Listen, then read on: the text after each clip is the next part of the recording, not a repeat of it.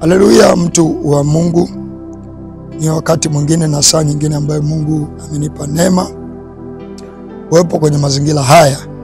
Hapa ni Kigamboni. Hapa ni Mbagala, wanapaita ni Goroka. Ukitokea Langi Tatu kuna barabara unashuka nayo, kuna bodaboda unaweza kumchukua mpaka Goroka darajani, alafu ndio kafika hapa. Hapa wako watumishi wa Mungu hao wote tunafanya nao ibada kazi kule Kigamboni, lakini hapa huwa wanaomba, wanaendelea na maombi tu siku za katikati, lakini pia wanaendelea na maombi kama kwa siku za Ijumaa, mkesha, kwa utaratibu wote ambao tunaufanya kazi ile kwa Jumapili ama kwa siku za ibada ya pamoja, ndizo ambazo wanakuja kule Kigamboni. Kwa hiyo kwa wote ambao mko karibu na maeneo ya Mbagala, wote mnaokaa Mbagala au maeneo ya Mbagala, hata kama hutaki kuwa kazi, unapenda tu maombi yetu tunayoomba, unapenda mfumo wetu wa ibada, unapenda namna ambavyo tunaishi, basi unaweza kuwa unakuja hapa kao naomba. Ni mahali, naweza nikatumia lugha, ni kituo cha maombi. Una chumba hiki mtumishi wa Bwana amekitoa, sababu sisi kwa sehemu kubwa huwa hatuna yale makanisa kusema mtu ni sijui unanunua kanisa, unanunua eneo na kujenga kanisa la dini.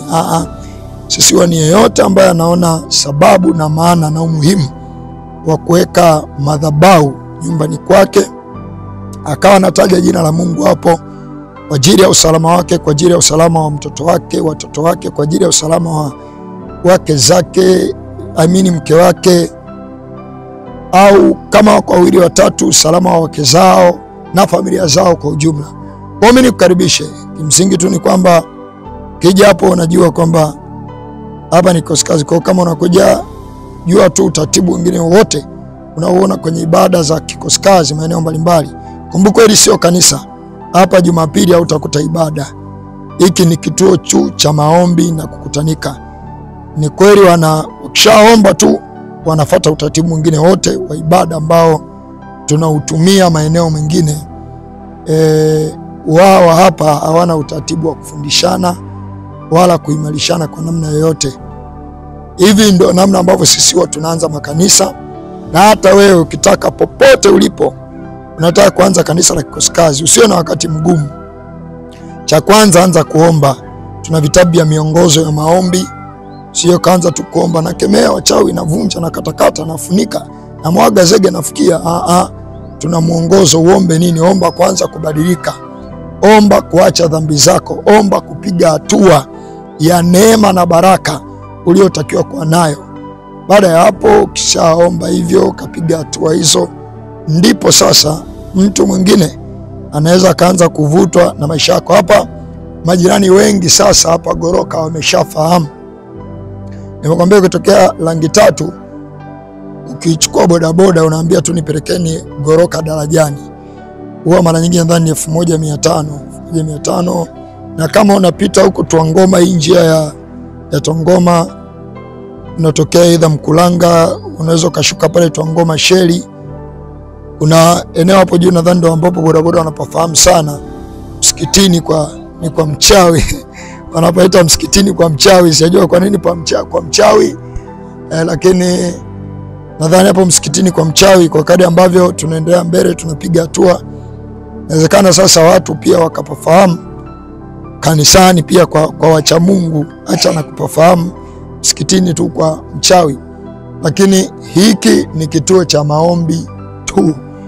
Ni kituo cha maombi tu, lakini maombi ni kwa ajili yako, maombi ni kwa ajili ya yeyote ambaye anakuwa anataka baraka na neema ifunike mwili, maisha yake, uzima, nguvu za milele, mamlaka milele, funike mwili na maisha yake. Kwa sababu ya muda na kwa sababu ya mazingira nilionayo, ambayo simu yangu kwa sehemu kubwa tayari imeshuka sana umeme, kwa hiyo mtumishi wa Bwana ningeweza kuwapa nafasi wasalimie, lakini nadhani kwa maelezo niliyotoa yanatosha. Nimetaka wawepo ili ukija ukikutana nao sio kasema tu sasa mbona yeye mwenyewe yule aliongea sikumuona. Utawakuta hawa, huyo mtumishi hapa ni kwake, always anakuepo hapa, hata akitoka ila jioni ama usiku lazima utamkuta. Huyu mwingine sio kwake, ila yuko Pambagala na ni watu ambao wamejitoa sana mioyo yao kusafiri kuja kule Kigamboni kufanya ibada. Ninaamini na wewe pia unaweza kawa unataka kufanya ibada hizi. Neema na baraka ya Mungu naweze kafunika maisha yako sawa na Mungu ambavyo alikusudia, walitamani, kwa sababu maombi ndio msingi wa kwanza wa Mkristo. Hii Biblia, soma Biblia kidogo nisimalize bila kuisoma. Hii Biblia katika baadhi ya maandiko ya msingi sana ni kwamba maombi ni msingi wa kwanza wa maisha ya Mkristo. Nisome Luka 18:1, kaambia mfano ya kwamba imewapasa kumwomba Mungu siku zote wala wasikate tamaa. Imewapasa kumwomba Mungu siku zote wala wasikate tamaa. Baada ya hapo nisome Matendo ya Mitume. Hawa watu Yesu amewaacha, ni kanisa la kwanza, watu wameokoka. Kitu cha kwanza walichokizingatia ni maombi kila siku. Matendo ya Mitume 2 mstari wa 41, nao waliolipokea neno lake wakabatizwa, na siku ile wakaongezeka watu wapata 3,000. Wakawa wakidumu katika fundisho la mitume na katika ushirika na katika kuumega mkate na katika kusali au katika kuomba. Wakawa wakidumu katika fundisho la mitume na katika ushirika na katika kuumega mkate na katika kusali. Ukiendelea huko mbele mstari wa 46, na siku zote kwa moyo mmoja walidumu ndani ya hekalu wakimega mkate nyumba kwa nyumba na kushiriki chakula chao kwa furaha na kwa moyo mweupe. Kusali na kwenyewe kulikuwepo. Matendo ya Mitume 5 mstari wa 12, na kwa mikono ya mitume zikafanyika ishara na maajabu mengi katika watu, nao wote walikuwako kwa nia moja katika ukumbi wa Sulemani, na katika wote wengine hapana hata mmoja aliyethubutu kuambatana nao, ila watu waliwaadhimisha.